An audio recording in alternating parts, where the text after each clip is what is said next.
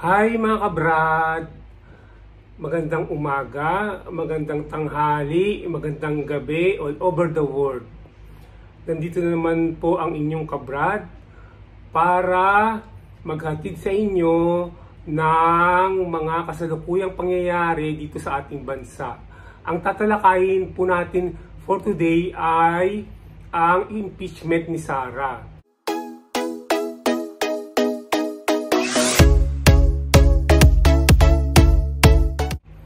Sa ngayon ay gumagawa ang makakaliwang grupo, pinangungunahan ng Makabayan Bloc sa House of Representatives ang pangalawang complaint na ihahain sa mababang kapulungan.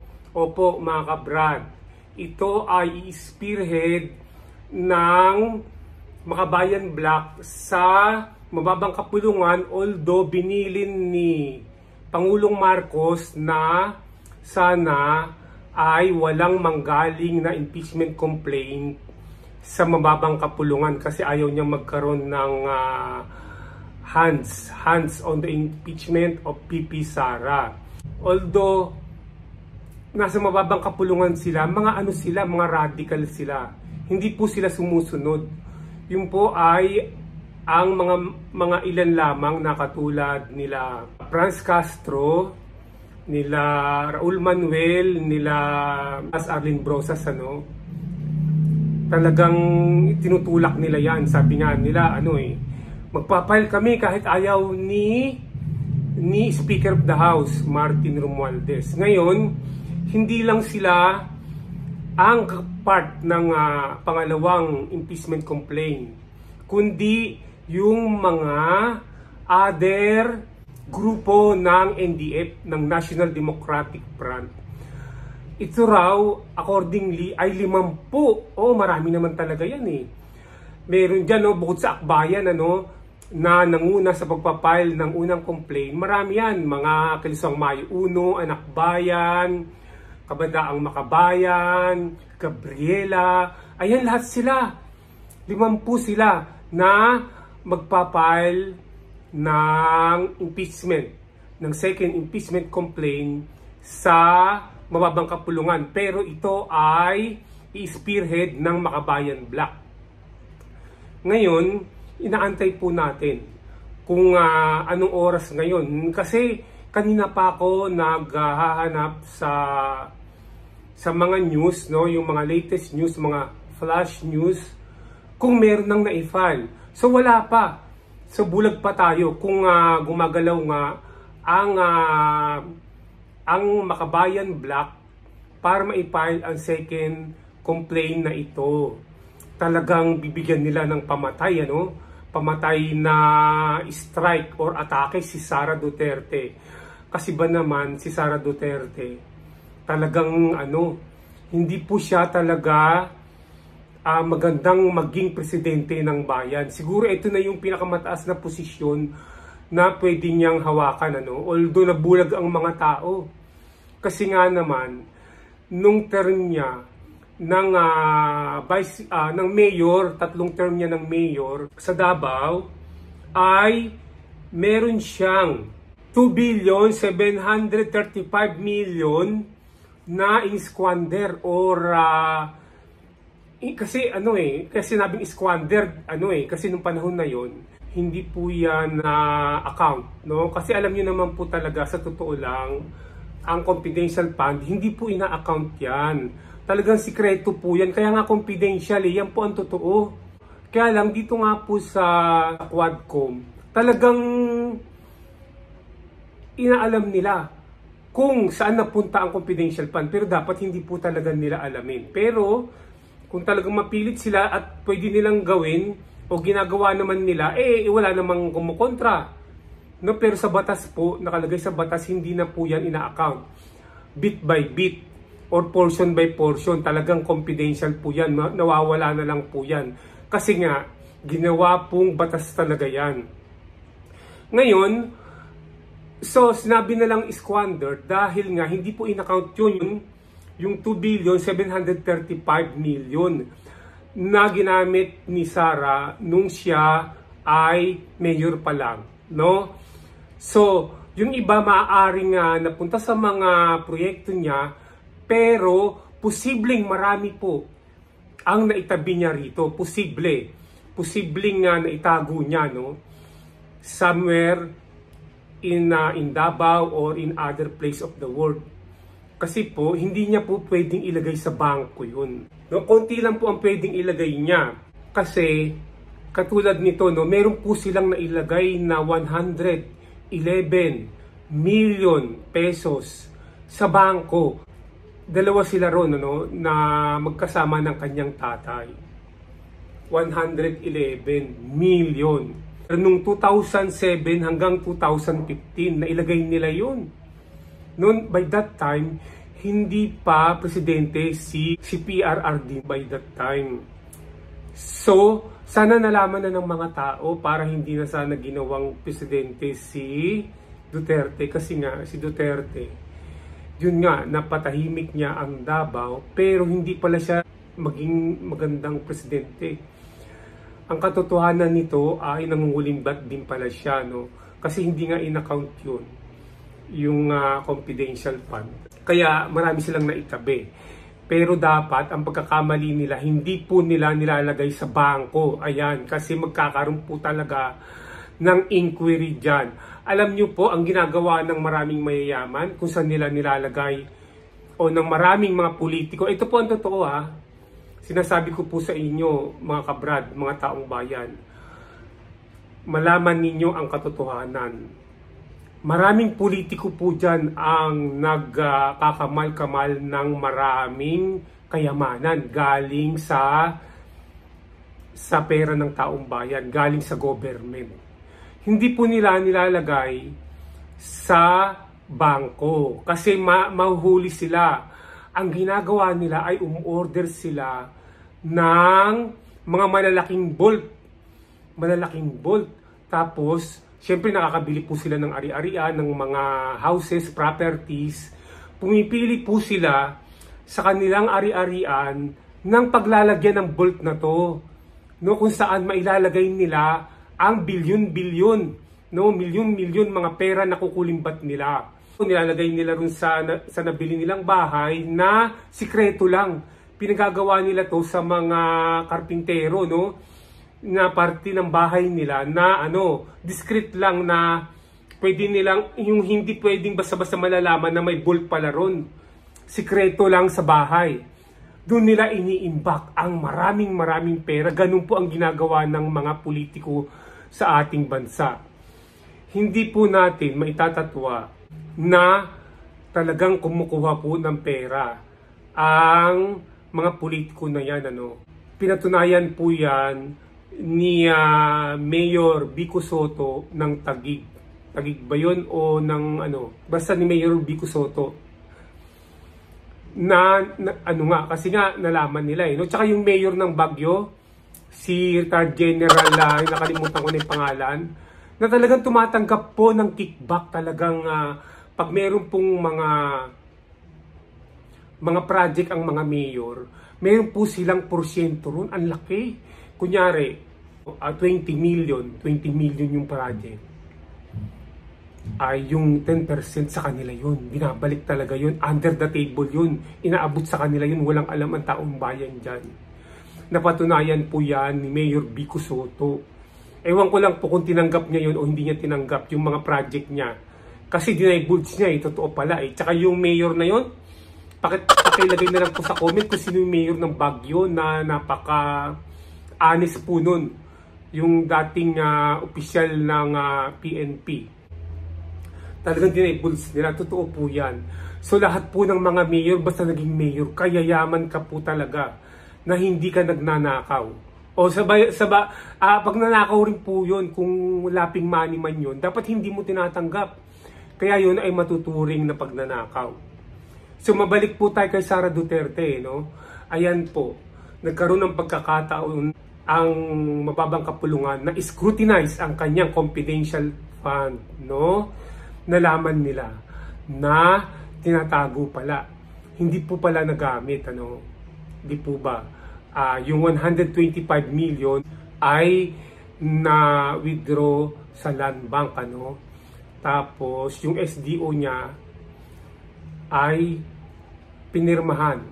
Ibinigay doon sa Kernel at Chica yung 125 million na ilalagay daw, ibibigay sa kung saan yun. Meron pa nga yung Oishi na sinasabi, no?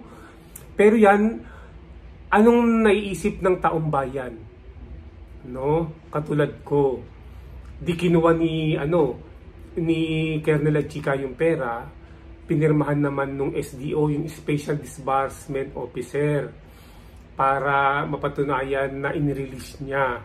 Pero ito yung sila Chica ay walang audit or breakdown na sinasabi kung saan niya dinala. Ano pong isipin natin? Maaaring inabot niya yun somewhere kay BP Sara. Paanohin niyo po ang pag-iisip niyo? Use your imagination, ano? Sinasabi ko lang po yung mga possibility, hindi ko po sinasabing tiyak na inabot niya kay Sara. Ganon din po ang nangyari nung DepEd Secretary siya, mga kabrad. No? Meron pong 150 million na confidential fund siya nun. No? Hindi rin niya ma-account yun. Inabot din yun ng disbursing officer niya. Naisipin natin na inilagay daw kuno sa mga sikretong mga proyekto, no? Na ito ay maaring inabot na naman kay BP Sara. Hindi po kinukuha ni BP Sara, no, in person sa disbursing officer niya. Ang pera dapat dadaan yun sa galamay niya, sa ibang tao, kasi mapapatunayan na kung siya ang pumirma at umabot ng pera, nag-receive, mapapatunayan na siya, no? At tatanungin siya. Kaya ang tinatanong ngayon yung Special Disbursing Officer niya, hindi si Sara. Kaya nga sabi doon, nagkasakit yung di ba? Inatake yata sa puso yung babae na Special Disbursing Officer niya at dinala immediately sa ospital. Kasi tinakot-takot ng isa sa Quadcom, yung attorney ron na babae, na ikaw ang mananagot dahil hindi mo mai-account. Ang sabi mo lang, binigay mo kay Kernel at Chica. Na si Kernel at Chica, ang posibleng ginawa naman ay inabot kay Sara. Itatakil pa po natin yan mamaya. Yan ay mga nakapaloob sa articles of impeachment ni Sara na pinasa ng civil group or civil society group na pinapangunahan nga ito ng 17 katao na signatories, ano. Ang kilala ko lang po doon ay si Father Robert Reyes, yung running priest, yung tiyuhin ni Kian de los Santos, yung pinatay na allegedly ay pusher ng drug, at yung isa pa si Gary Alejano ng Magdalo. Sila lang yung tatlo na kilala ko ron, so hindi ko na-identify yung 14. Yun yung mga signatories na nag-file nitong unang complaint sa mababang kapulungan. Ngayon, meron nga pong dadating, antabayanan ko po, at pag dumating yon sa mababang kapulungan, ay ire-report ko po agad sa inyo yun. Sa inyo yun, yung bagay na yun, kasi kailangan nyo rin pong malaman yun, Sa grounds of impeachment, meron pong 6 na grounds of impeachment. Kahit na isa lang sa grounds na yun, ay pwede nang i-impeach ang sitting impeachable official, isa lang pwede nang i-impeach. Pero 5 po yung grounds na nakuha na binayolate ni Sara ron sa 6 na yun, no? Ang dami po. Yung isa lang na crimes of treason ang hindi napasama, no? Ano-ano po ba itong mga grounds na to? Yung culpable violation of public trust, isa na yan. Graft and corruption, isa na yan. Marami pa po, hindi ko lang po ma-identify sa ngayon. Ang problema lang po na kinakaharap sa paglilitis kay Sara for impeachment ay ang kondisyon ng mababang kapulungan. Kasi po ay malapit na pong magsara ang 19th Congress dahil nga po magkakaroon ng eleksyon next year. Sa December 18 po ang last session ng mababang kapulungan. So, susubukan po nila na maihabol to. Gagawan po nila siguro ng paraan yan bago mag-close ang 19th Congress sa 2025 next year. Kasi po, kaya yung time constraint na yan ay magiging 20th Congress na. Kasi po pag naboto na yung mga susunod na mga congressman, ay sila na yung papalit na 20th Congress. Alam niyo po ba nung nagkaroon ng impeachment kay dating Supreme Court Corona, inabot po to ng 4.5 months. Kaya baka mas mahaba pa po ang kay BP Sara kasi ito yung second top most highest position of the land. Ang kay Corona noon ay hindi, no, ang Supreme Court Justice, no, ang head ng Supreme Court Justice ay pang ano lang yan, pang 4 lang yata yan o pang 5. So mahaba-haba po to at napakarami po kasing grounds for impeachment na binayulit si Sara at napakarami pong articles of impeachment na itatakel sa pagdinig. So ito nga po sa December 18 ay break na po, no, Christmas break na ng House of Representatives. So mai-stop po yan at magre-resume na po sila sa January 13. January 13 na po. So ang tagal-tagal po, no? So sigurado magkukumahog po sila para ma-impeach si Sara. Gagawin po nila ang lahat. Magkakaproblema nga po talaga kasi hanggang February 16 na lang po ang session. February 16, paano po nila yun? Maibabato sa Senado, no? Kung yun lang ang time nila. Kasi dapat napakaraming session po ang gagawin nila para maibato nila sa Senado yun for Sara's impeachment. Yun po kasi ang proper venue. Yun ang proper trial place ng conduct ng impeachment. Itatakil po natin ang mga articles of impeachment na mga mahalaga lang. There are 24 articles of impeachment laban kay Sara. No, yung mahalaga lang kasi mga malinaw lang to na nakita ng tao. Unang-unang article of impeachment ay ito. Yung 125 million failure to account ni Sara, no? Yung 11 days na inubos niya noong 2022. Inubos niya to. Accordingly, nung tinakil ito sa Quadcom, ay ibinigay daw ito kay Kernel Lachica. Then si Kernel Lachica na ang bahala ron kung kanino niya inabot, di ba? Kayo na po mag-isip kung kanino niya inabot yun. Yung 125 million, hindi po ma-account yun. Sa article number 2 naman po ay yung 150 million at 500 million na hindi ma-account ni Sara nung umalis siya ng DepEd. Maaalala natin na nag-DepEd secretary siya. So may mga nagdaan sa kanya na napakaraming pera na hindi niya na-account before na umalis siya. No, yun ang article number 2. Ang susunod naman po ay ang article number 4 ay noong mayor pa lang siya ng Davao na na-spend niya or nakuha niya from the government ang 2,735 million na confidential fund. 3 terms niya yung ginamit. Nung panahon na yon hindi nga ino-audit ang confidential fund. Saan niya po dinala ito? No, maari nga na yung iba ginamit niya para makita naman yung konti. Pero bilyon-bilyon po ito. Yung konti ginamit niya, no? Pero yung iba saan na po napunta? Yun ang tanong natin. Tapos ang susunod po ay ang Article number 10, no?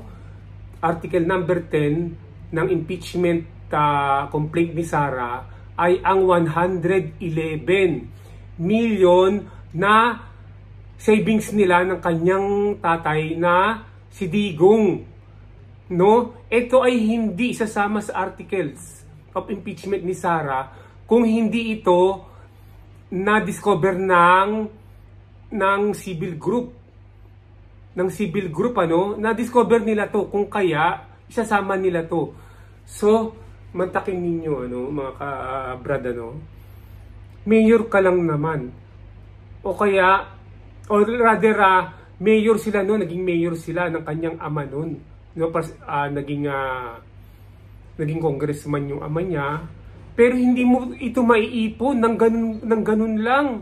Hindi kasi bilang mga personalities na matataas, high profile, malaki rin ang gastos mo lalo na kung kumukuha ka ng mga VIP security. Siyempre, hindi lang binabayaran ng government yan.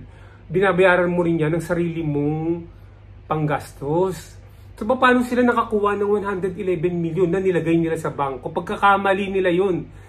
Dapat nilagay nila sa bahay nila at nilagay nila sa vault, hayaan nilang mabulok dun yung pera. Kasi pag binangko mo yan, ay magiging ebidensya yan laban sa'yo, para ibagsak ka. Ngayon, ang article number 11 ay ang hundreds of millions na tinatanggap nila sa drug sources. Ito na po, nag-iisip po ako. Sigurado yan ay kinuha nila kay Trillanes, kay Antonio Trillanes. Nako, si Antonio Trillanes talaga, gumawa na naman ng mali. Dapat hindi niya na sinama yan. Kasi ako lang in my own opinion, kanya-kanya tayong opinion, hindi po tumanggap ng drugs yan. Hindi po tumanggap sila ng pera sa drugs yan, ang totoo. Si Trillanes talaga Kasi alam mo, kung talagang gusto mong magtagumpay ang impeachment, huwag mong samahan ng kung ano-ano na hindi totoo. Baka hindi po magtagumpay yan dahil dito kay Trillanes, sinamahan niya ng ganyan.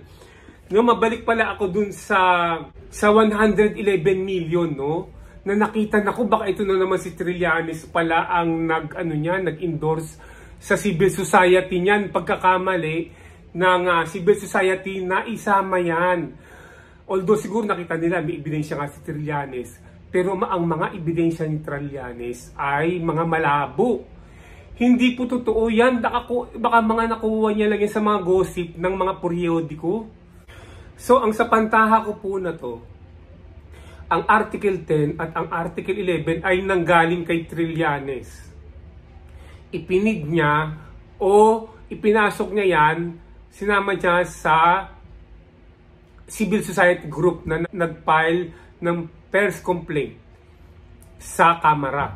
Nako, palpak sila. Pinalpak ni Antonio Trillanes. Ito na po yung pang-14, Isa po ito na palagay ko may points po ito. Yung panahon na inabandon ni Sara ang mamamayang Pilipino nagkaroon ng Typhoon Karina. Devastated po ang Pilipinas noon. Marami po ang mga biktima ng typhoon. Marami po ang namatay. Marami po ang nawalan ng bahay. Kung ikaw po ang umuokupya sa highest position of the land, aalis ka ba ng bansa? Nung panahon na to ay nagpunta po sa Germany at nag-spend ng time doon ng leisure, ng libangan, ng leisure si Sara Duterte and her family. Nagawa niyang mag-spend, nagpakasaya kung saan ang taong bayan ay nagdurusa, Maaatim mo ba isa kang opisyal ng gobyerno na magdusa? Dapat damayan mo, dapat hindi ka umalis kahit na naka-schedule na yung flight mo. Dapat manatili ka, Tingnan nyo nga po, iboboto nyo po ba ang ganyan tao na may actuation, na may mentality? Di po ba dapat bilang nag-aspire na maging presidente in the future at meron kang hawak na position, dapat isipin mo yung mga ginagawa mo.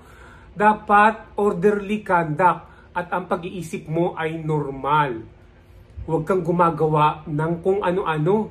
So dito na po tayo sa article number 15. Ang article number 15 ay ito po yung refusal na ni BP Sara na i-condemn ang ginagawa ng China, no? Pinapakita niya po na kampi sa China kahit na po ginugulo ang mga mangingisda natin ng Chinese, ano? Hindi po niya pinakita ang pagmamalasakit niya. So ginawa po ito na isa sa impeachment cause or reason. Kaya ipapa-impeach si Sara. Dapat, kung talagang matino ang iyong pag-iisip, kahit kakampi mo pa, ay huwag mong kakampihan pag nagkasala na. Manahimik ka na lang dyan, huwag kang gagawa ng anuman.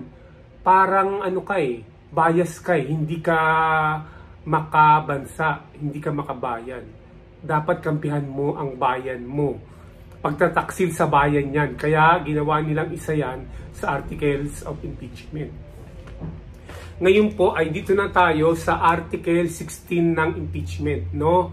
Siya po ay sinama sa EJK, no, pagpatay. Hindi po natin alam kung totoo ito, pero ito ay iniisip ko babae kasi siya. Pero sabi naman nila, no, yung pamilya niya nga pinatunayan na napakasama po ni Sara. Na yan, talagang yung bata na yan, sabi nga ni talagang matindi yan. Sabi nga po ni Pangulong Duterte, matindi ang bata na yan. Nanununtok nga po yan eh. 'Di ba? Nakita niyo po nung sinuntok niya yung kawani ng korte, yung ano bang tawag doon? Nung ini-eject nung kawani na yon, yung mga tao, no, sa isang lugar. Kasi hindi niya sinunod ang pakiusap ni Sara na ihinto muna ang pag-i-eject ng mga tao. Palagay ko po dito, bilang babae ay hindi naman gagawin na magpapatay ng tao basta-basta na lamang. Hindi po basta ganun. Ngayon, maaring si Pangulong Duterte, nung mayor pa sila, ginawa nila yon. Talagang Ito na naman, sa pantaha ko, sinama na naman ito ni Antonio Trillanes, ipinilit niya sa civil group para maging grounds of impeachment. Ewan lang natin sa patunayan nila. Okay. Dito na po tayo sa article number 19. Ito nga po, katulad sa China, ay hinaharbor din nila si Kibuloy, Apollo Kibuloy, kahit gumawa ng maraming pagkakasala. Ito po ay maaari na nating sabihin na talagang nagkasala si Kibuloy. Kasi po sobrang dami ng tao ang nag-complain sa kanya.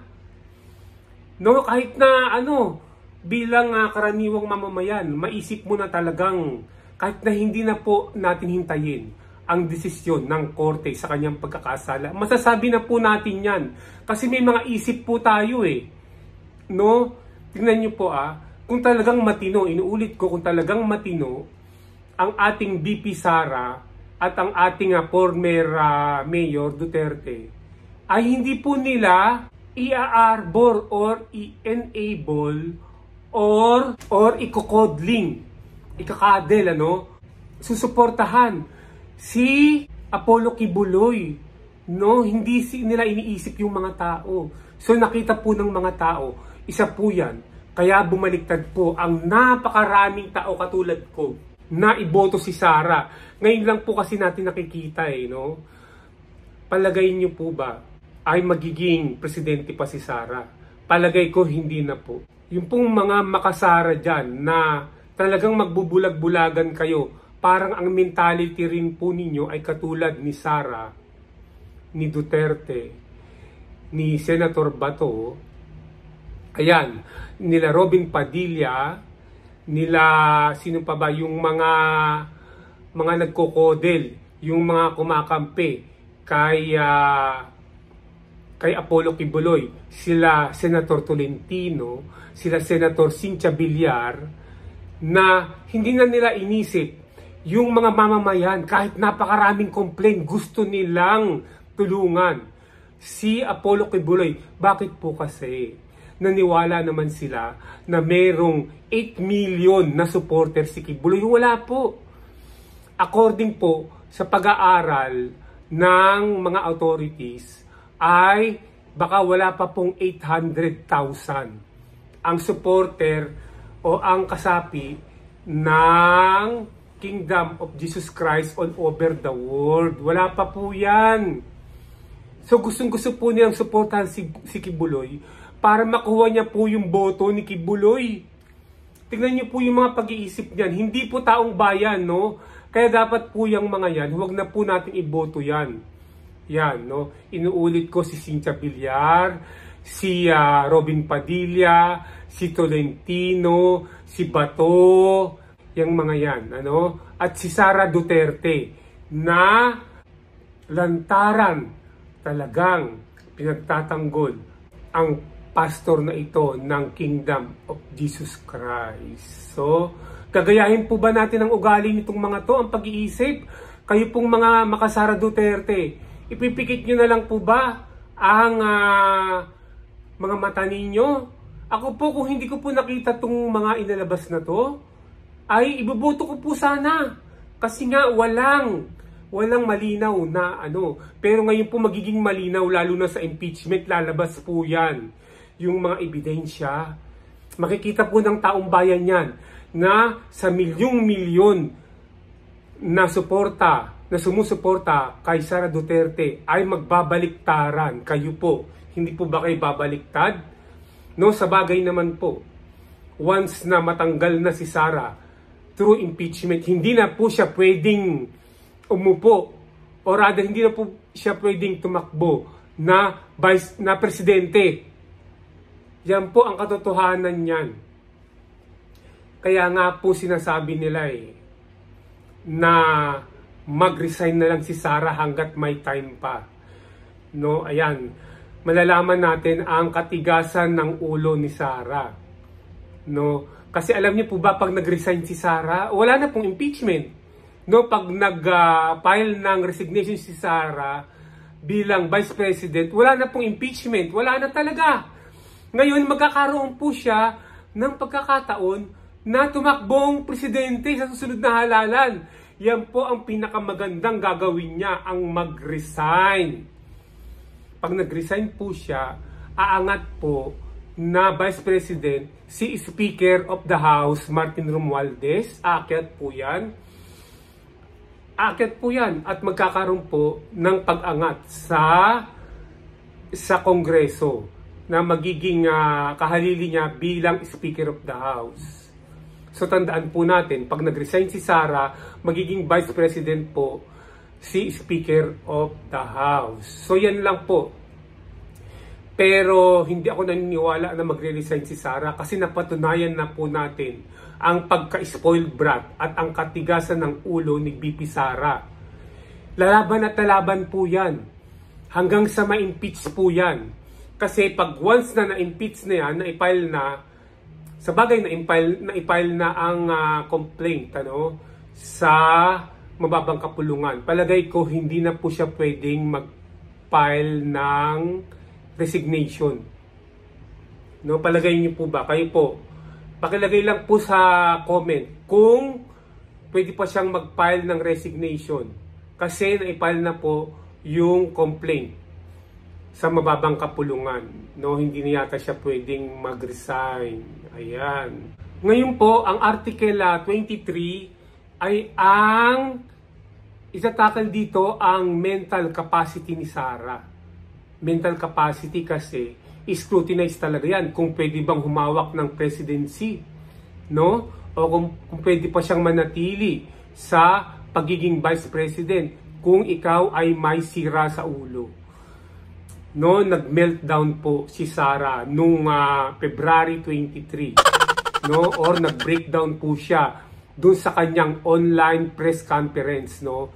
Na dinaluhan ng mga media, no? At karamihan po dito ay mga vlogger. No, although hindi siya nagsisigaw dun, ano po 'yun? Breakdown po 'yun. No, kung saan ay sinabi niya na ipapapatay niya si Pangulong BBM, si First Lady, at si House Speaker. No, ipapapatay niya raw. Sabi niya, hindi siya nagsisinungaling. Pero nagkaroon siya ng pronouncement na kung mapapatay daw siya, meron na siyang hinire na papatay dun sa tatlo na yon. Tapos kung ano-ano pa yung mga sinasabi niya. Hindi po ba? Tignan nyo, isa pa to, no? Dinibulge niya. Walang kaalam-alam ang bansa, ang mamamayang Pilipino na si Harry Roque ay tumakbo na ng ibang bansa para pagtaguan ang mga humahabol sa kanya, no? Kasi pag hindi siya talaga umalis hanggang maipal yung mga kaso niya sa korte, talagang lilitisin talaga siya at makukulong siya sa korte. Kaya tumakbo na po siya hanggat maaga pa.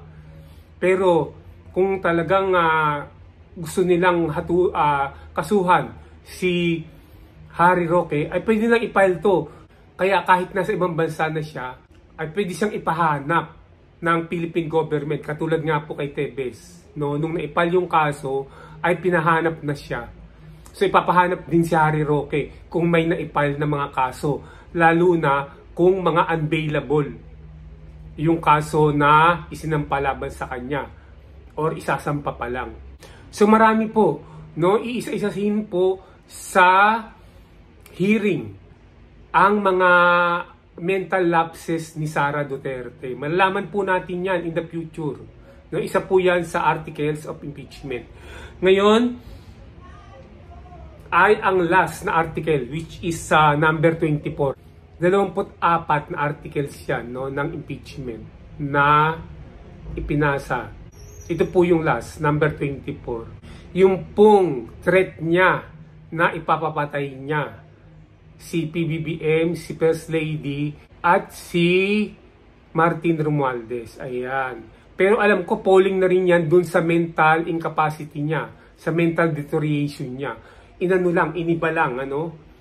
Parang ginawang ibang article. So mga kabrad, dito po muna tayo, no? Hanggang dito na lang po muna tayo. Kasi alamin ko pa kung na-file na ang second complaint against Sara for impeachment sa mababang kapulungan.